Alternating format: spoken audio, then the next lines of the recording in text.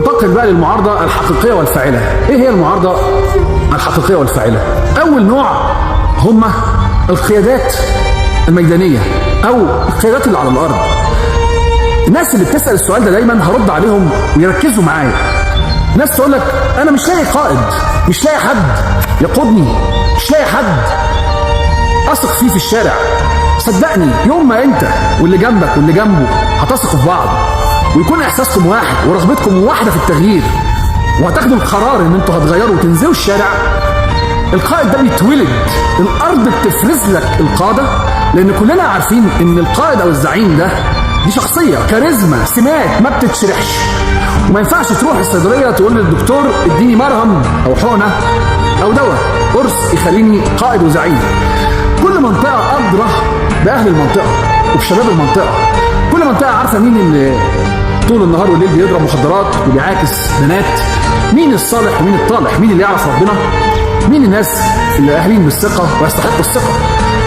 الارض هي اللي هتفرزهم لك، لان على مستوى الجمهوريه انت ما تقدرش تحصيهم وما تقدرش تعدهم وما تقدرش تجمعهم كلهم في لسته واحده، ده صعب انه يحصل.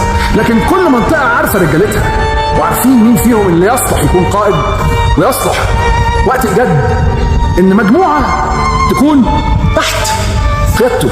ده اللي هيعرف يقف في وش الامنجي او العصفوره او المرشد زي ما بنسميه.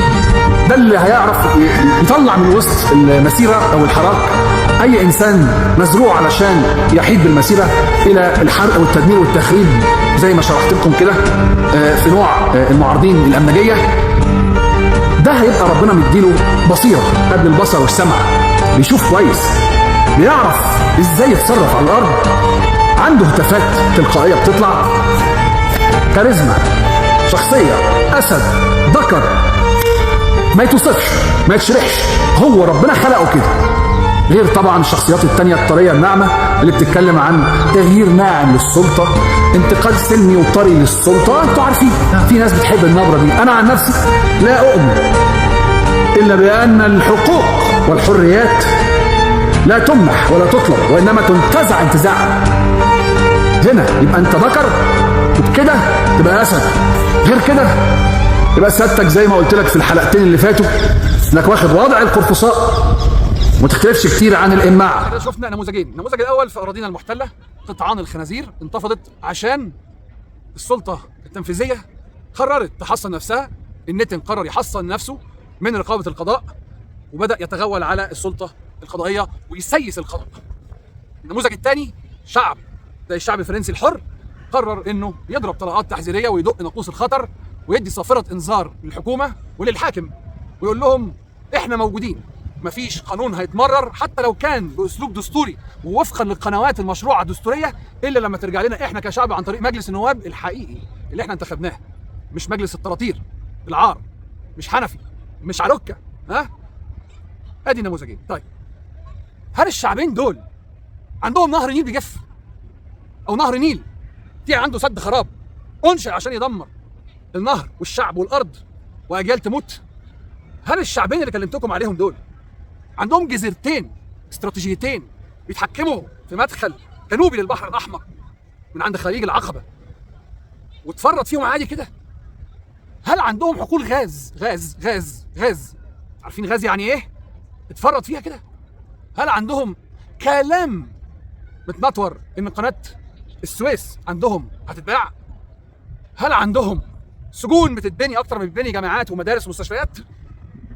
هل عندهم جنسيه بتتباع عشان يجي السكان الجدد والملاك الجدد يشتروا جنسيه ويقعدوا في ارضك وتبقى انت خدام عند الملك الجديد؟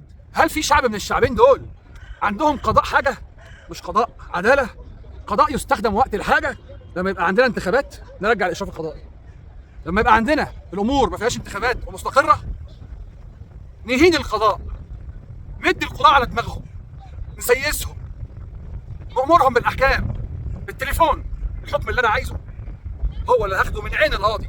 هل الشعبين دول حد مس بيوتهم او جوامعهم او كنايسهم وقال لهم يلا اخرجوا من الجوامع دي عشان اهدها، ولا اخرجوا من بيوتكم عشان اهدها؟ في حد من الشعبين دول اتهدله بيت؟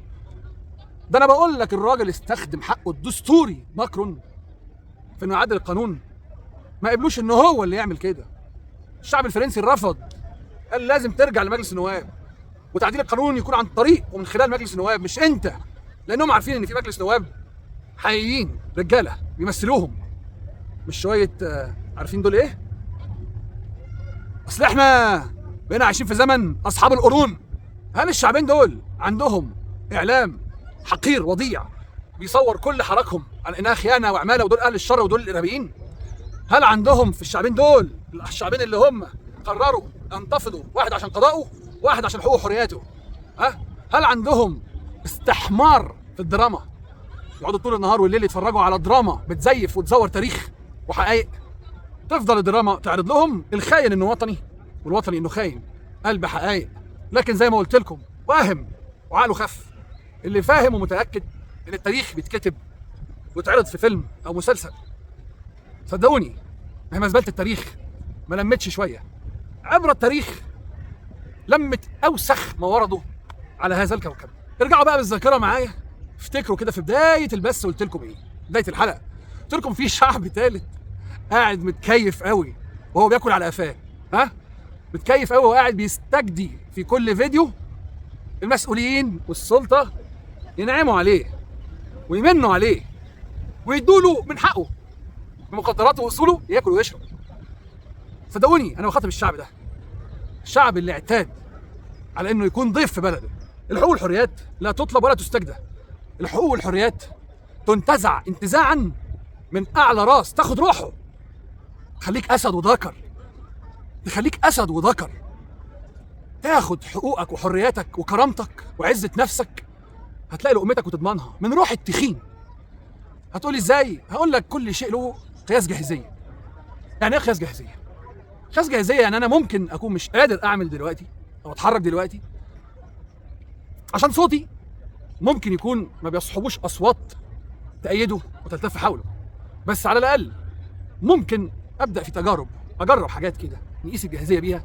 زي مثلا نتفق واحنا كده في الشهر الكريم، ننزل كده نقف تحت بيوتنا نشرب كوبايه شاي في الحارات والمناطق الشعبيه والقرى. اهل مصر طيبين بسطاء، عايزين ان شاء الله نغير وصفهم من ضيوف لملاك اصحاب ارض ليهم حقوق، ينزلوا يلعبوا طاوله مش على القهاوي قدام بيوتهم. انزل اشرب كوبايه الشاي، اتكلم في الكوره اللي هم بيلهوك بيها، يعني عادي اضحك عليهم. الكوره اللي بيلهوك بيها اضحك عليهم، اتكلم فيها وانت بتشرب كوبايه الشاي وبتلعب كده شويه طاوله ولا شطرنج عادي، دور طاوله دور شطرنج ما يخسرش. كلمهم عن محمد رمضان وايه اخباره مع زوجاته الاربعه وامه الملكه هلا صدقي. عادي اتكلموا في الحاجات دي، ايه المشكله؟ ده قياس جاهزيه، ايه المشكله؟ لو قدرنا نعمل قياس جاهزيه، حاجه كده زي ما بنقول بس تجريبي او بروفا، حاجه كده نسميها تدريب، هنقدر ناخد خطوه اللي بعديها والخطوه اللي بعديها. كل شيء بيبدا زي الطفل من السكون الى السكون، اللي في النص ده هو الثوره. الطفل بيبدا ما يعرفش يتحرك ما يعرفش يتكلم لحد ما بيكون طبعا في السن ويكبر ويبقى كهل، برضه ما بيعرفش يتحرك ولا بيعرف يتكلم. حتى الصلاه بتبدا بالسكون تنتهي بالسكون. الحركه هي دي الثوره، فلازم هيسبق الحركه او الثوره قياس جاهزيه. هتشوف نفسك قادر ترفع راسك لفوق، تاخد قرار تغيير. انا قادر ارفع راسي لفوق واعيش بني ادم زي ما ربنا خلقني وقال في كتابه العزيز وقد كرمنا بني ادم، يا اما هفضل زي ما انا. عشان يحدث الفارق بين الاول والثاني لازم تقيس الجاهزيه. في وقت معين عادي جدا، خلاص في فواتير كهرباء كتير بندفعها وغاليه، نطفي النور في توقيت معين متفق عليه لمده نص ساعه. اكيد ما حدش هيحبسك ولا يسجنك ولا يعتقلك ولا يلاحقك عشان قفلت النور لمده نص ساعه. بتريح، بتقيل، واخد بالك؟ بتقيل بعد الفطار، واخد بالك؟ محدش هيجيب حقك غيرك، محدش هينزل من السماء مخلص او السيد المسيح هينزل يخلصك. المسيح الدجال انت اللي بايديك تعمل ده، انت اللي بايديك تصنع الفارق، انت اللي بايديك تصنع التغيير. انا عارف اني طولت عليكم جدا، لكن باذن الله ان شاء الله دولة الفساد والظلم والخيانة والعمالة ساعة ودولة الحق والعدل إلى قيام الساعة، وما النصر إلا صبر ساعة. وذكر حضراتكم إن تنصروا الله ينصركم ويثبت أقدامكم. كان معكم عمرو الشاهد، وإلى أن أراكم إن شاء الله في بث ولقاء جديد، أترككم بأمن الله ورعايته. طابت أوقاتكم وتقبل الله من حضراتكم صالح الأعمال والصيام والقيام. لا إله إلا الله.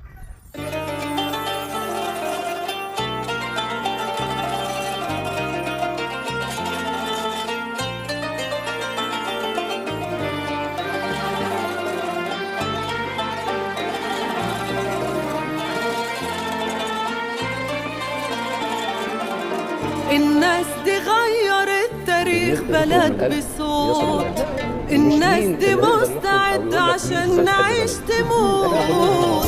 فلتحيا مصر ويحيا شعب مصر، يستاهلوا ننحن لهم، أثبتوا إنهم أسود. الناس دي غيرت تاريخ بلد بصوت، الناس دي مستعدة عشان نعيش تموت. فلتحيا مصر ويحيا شعب مصر، يستاهلوا ننحن لهم، أثبتوا إنهم الجيش المصري في سنة 73 نقل 5 فرق مدرعة قناة السويس في 6 ساعات.